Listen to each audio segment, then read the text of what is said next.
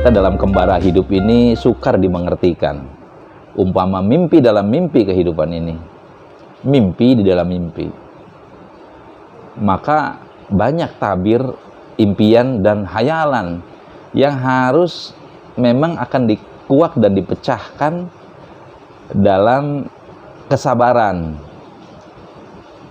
Kita ini semuanya sedang bermusafir bersama-sama, menjadi musafir diri dan musafir jama'i dalam aneka corak penuh warna. Di saat kita menganggap semuanya itu sudah selesai, ternyata perjalanan masih panjang. Tapi yakinlah bahwa setelah derita itu adalah kesenangan. Itulah yang kemudian kita menjadi selalu husnudzon kepada Allah. Jadi mengambil dari apa yang kita sebut perkataan Rasulullah bahwa wanita adalah bagian dari pria. Ar-rijalu syaqqaiqun nisa. Dari perkataan ini kita tahu bahwa mestilah ada sebuah keserasian hubungan yang dekat dalam satu tubuh itu, karena wanita bagian dari pria bagaikan satu tubuhnya.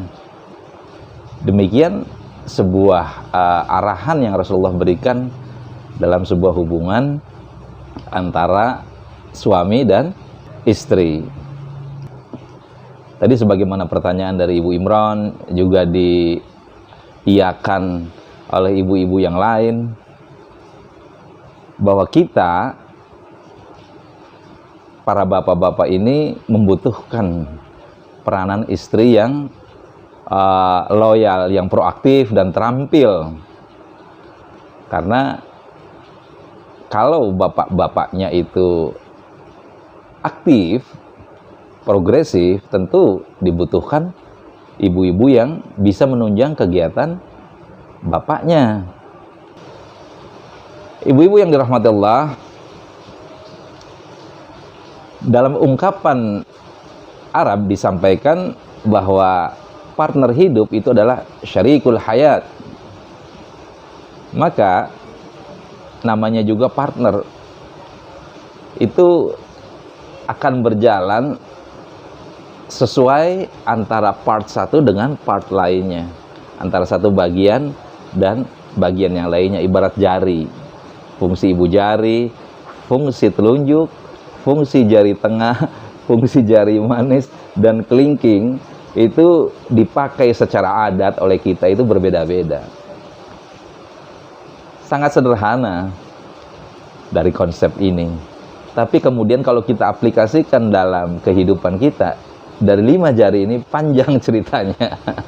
Oleh karenanya kita tidak akan bahas tentang jari-jari ini. Tapi itu sebagai suatu ilustrasi di mana bahwa syarikul hayah itu demikian adanya. Memang kita harus ada upaya untuk menyederhanakan dari kehidupan yang rumit ini. Yang penting dari setiap perjalanan kita itu kemudian menghasilkan sebuah 3 kunci penting yang kemudian bisa kita katakan cinta segitiga. Awas jangan kaget dulu ya, Ibu Didi. Ibu Ismawati ya, jangan kaget dulu.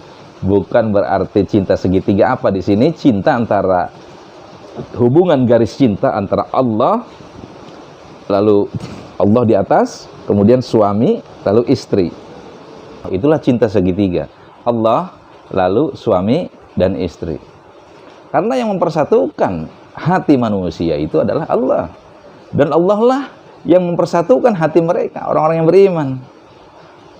Lau anfaqta ma fil ardi jami'am ma allafta baina qulubihim. Walaupun kamu membelanjakan semua kekayaan yang berada di bumi, semua perbendaharaan bumi kamu alokasikan untuk mempersatukan hati manusia, ma allafta baina qulubihim, niscaya kamu tidak dapat mempersatukan hati mereka. Begitu kata Allah.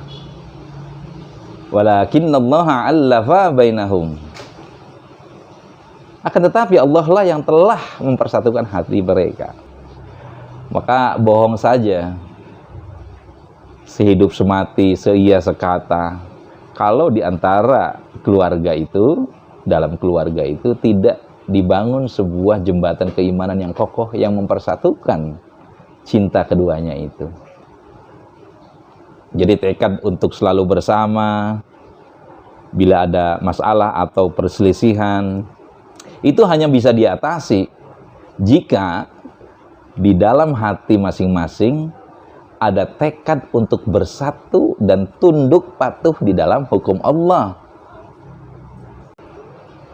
Nah, untuk mencapai itu semua ibu-ibu, perlulah kiranya kita mendapatkan suatu pemahaman tentang diri kita sendiri. Kenalilah diri kita sendiri.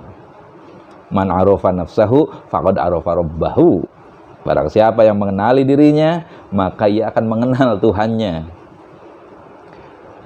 Buat apa dia mengenal dirinya sendiri?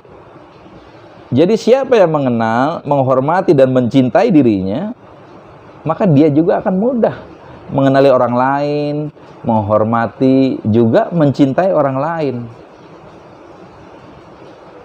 Ya kan? Kalau dia tidak suka dicubit, dia tidak akan mencubit orang. Kalau dia tidak suka digunjingkan, dia tidak akan menggunjing orang lain. Kalau dia tidak ingin diselidik-selidik, ya, tidak ingin didalami, HP-nya di-crack, HP-nya di-cloning misalkan, dia kan tidak suka, maka ke orang lain juga tidak akan melakukan seperti itu.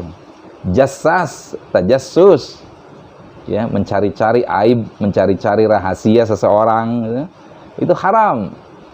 Walaupun banyak dalam era pergaulan internet sekarang yang tentu tidak berbasis pada religius, kemungkinan untuk itu tuh dibuka, ya, karena mereka basisnya adalah sekuler, bisnis, ansih, ya. Nah, kita sebagai orang Islam tentu walaupun ditawari untuk ini dan itu, kalau untuk ditawari sebuah kedosaan kita menolaknya.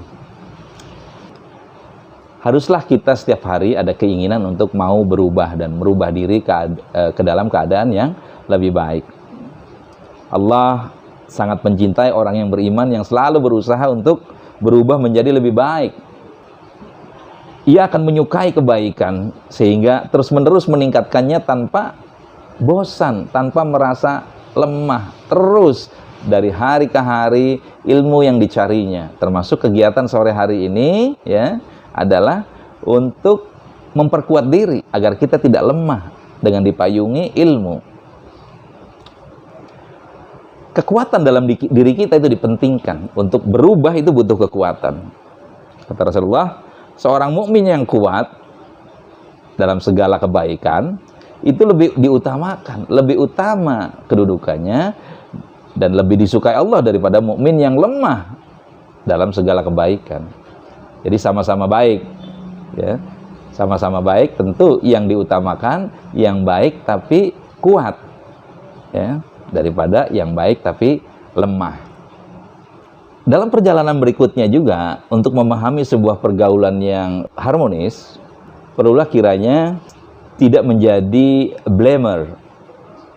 Blamer itu orang yang suka ngeblame, yang suka mudah menyalahkan pihak lain apabila ada kekeliruan, ada kesalahan, ada sesuatu yang miss dalam kehidupan kita, terus kita cari siapa nih yang bersalah sesungguhnya. Jadi kita orientasi berpikirnya yang secara otomatis sudah biasa mencari siapa yang salah.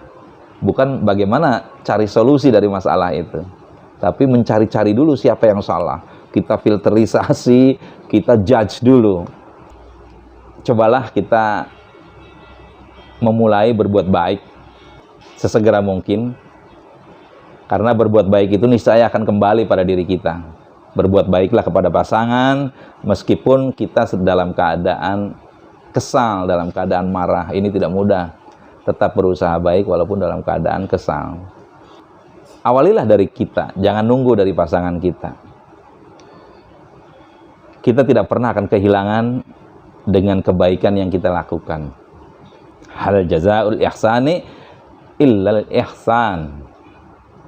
Itu saja ibu-ibu pada perjumpaan sore hari ini. Mudah-mudahan yang sedikit ini ada manfaatnya.